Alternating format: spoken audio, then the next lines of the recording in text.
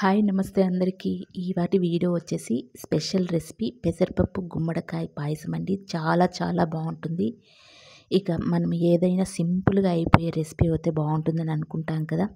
ఇక పండగలప్పుడు వ్రతాలప్పుడు మనకి ఏదైనా సింపుల్గా ఫాస్ట్గా అయిపోయి మంచి హెల్తీ కూడా కావాలనుకుంటాం. కాబట్టి ఇలాంటిది ఈ సమ్మర్లో మనకు ఒంటికి బాగా చలవ చేస్తుంది పెసరపప్పు. మంచి హెల్తీ కూడా గుమ్మడికాయ కాబట్టి మనం ఇలా ప్రిపేర్ చేసుకుందాము. ఇది ఎలా చేసుకుందాం అనేది తెలుసుకుందాము. ఇక లేట్ చేయకుండా మన వీడియోలోకి అయితే వెళ్ళిపోదాము. 1/2 కప్ పెసరపప్పు అయితే తీసుకున్నాను.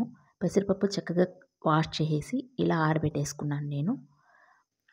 ఇంకా మనము స్టవ్ అంటి చేసుకొని కడాయి పెట్టేసుకుందాము. అందులోకి 1 టేబుల్ స్పూన్ నెయ్యి వేసుకొని ఈ పెసరపప్పు యాడ్ చేసుకొని చక్కగా లో ఫ్లేమ్లోనే వేపుకుందాము. పెసరపప్పు మనము వేపినాక వాష్ చేసేదానికి కుదరదు కాబట్టి నెయ్యిలో వేసి వేపుతాం కాబట్టి ఫస్టే మనము వాష్ చేసి ఆరబెట్టేసుకున్నామంటే ఇలా వేపేసుకొని డైరెక్ట్ కుక్ చేసేసుకోవచ్చు అనమాట. ఇలా నేను లో ఫ్లేమ్లోనే మనం సన్నని మంటలోనే చక్కగా వేపుకుందాము. ఇక కుక్కర్లోకి ట్రాన్స్ఫర్ చేసేసుకున్నాను. గుమ్మడికాయ ఉప్పులండి, ఒక చిన్న కప్పు తీసుకున్నా నేను. పెసరపప్పు 1/2 కప్పు తీసుకున్నా, ఇది 1 కప్పు తీసుకున్నాను. గుమ్మడికాయ ఉప్పులు సన్నగా ఇలా కట్ చేసుకొని ఇది కూడా అదే ప్యాన్లోనే నెయ్యి ఉంటుంది కదా, అదే ప్యాన్లోనే ఈ ఉప్పులు వేసేసుకొని చక్కగా లో ఫ్లేమ్లోనే వేపుకుందాము. కొద్దిగా ఒక 1 or 2 minutes అట్లా చక్కగా వేపుకొని ఆ ఉప్పులు కూడా మనము కుక్కర్లోకి యాడ్ చేసుకునేద్దాము. చక్కగా వాటర్ వేసేసుకొని ఒక 2 కప్పులు వాటర్ అయితే వేసేసుకున్నాను నేను. 2 కప్పులు వాటర్ వేసుకొని మనం ఒక 2-3 విజిల్స్ వస్తే చాలండి. కుక్కర్కి మూత పెట్టేసి చక్కగా మనము స్టవ్ అంటించేసి కుక్కర్ పెట్టేద్దాము. మరొక పక్క మనము బెల్లం చక్కగా 1.5 కప్పు అయితే తీసుకున్నానండి. ఈ క్వాంటిటీకి 1.5 కప్పు అయితే సరిపోతుంది బెల్లము. తీసేసుకొని ఒక బౌల్ పెట్టేసుకొని అందులోకి బెల్లం యాడ్ చేసుకొని 1/2 కప్పు వాటర్ అయితే నేను తీసుకున్నాను. జస్ట్ మనకు బెల్లం కరిగితే సరిపోతుంది. అందులో నలకలన్నీ ఉంటుంది కదా, అందుకే జస్ట్ కరిగితే మనం అంతవరకు మరిగిస్తే సరిపోతుంది. ఇంకా చక్కగా ఇలా మనము గరిటతో ఇట్లా కలుపుతూనే ఉండాలి, లేకపోతే కింద అడుగంటకపోతుంది అనమాట. ఇలా కలుపుతూ ఉంటే చూడు చక్కగా కరిగిపోయిందనమాట. ఇంకా జస్ట్ మనకు కరిగిపోయింది. ఇంకా నెక్స్ట్ మనం కుక్ అయిపోయింది. ఇంకా చూద్దాము. చూడండి చక్కగా కుక్ అయిపోయింది. 3 విజిల్ అయితే పెట్టాను, చక్కగా కుక్ అయిపోయింది. ఇందులోకి మనము ఈ బెల్లం చక్కగా కరిగించుకున్నాం కదా, ఈ సిరప్ మనం ఇందులోకి వడగట్టేసుకుందాం.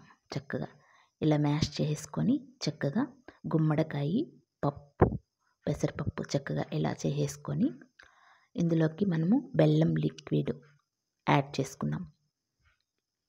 కొంచెం గుమ్మడి ఉప్పులు కొద్దిగా ఉంటేనే మన పంటికి తగిలితే చాలా బాగుంటుందండి. కొద్దిగా మరీ ఎక్కువగా మ్యాష్ చేయకుండా కొద్దిగా గుమ్మడి ఉప్పులు ఉండేట్లుగా చూసుకోండి, బాగుంటుంది. నేను బెల్లం సిరప్ చక్కగా వడగట్టేసినాను.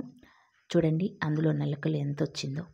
అందుకే మనం చక్కగా బెల్లంతో ఏ రెసిపీ చేసినా కూడా చక్కగా ఇలా మనము వడగట్టేసుకున్నామంటే లిక్విడ్ లాగా చేసుకొని బాగుంటుంది. ఇలా డస్ట్ అంతా వచ్చేస్తుంది.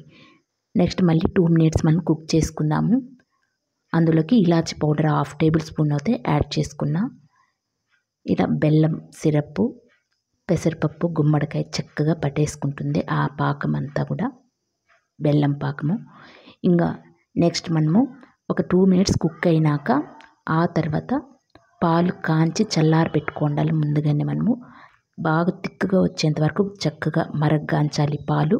ఆ పాలు చల్లారబెట్టిన పాలని మన స్టవ్ ఆఫ్ చేసి ఆ వేడి అనేది ఉంటుంది కదా, వెంటనే ఈ చల్లని పాలు యాడ్ చేసేస్తే సరిపోతుంది.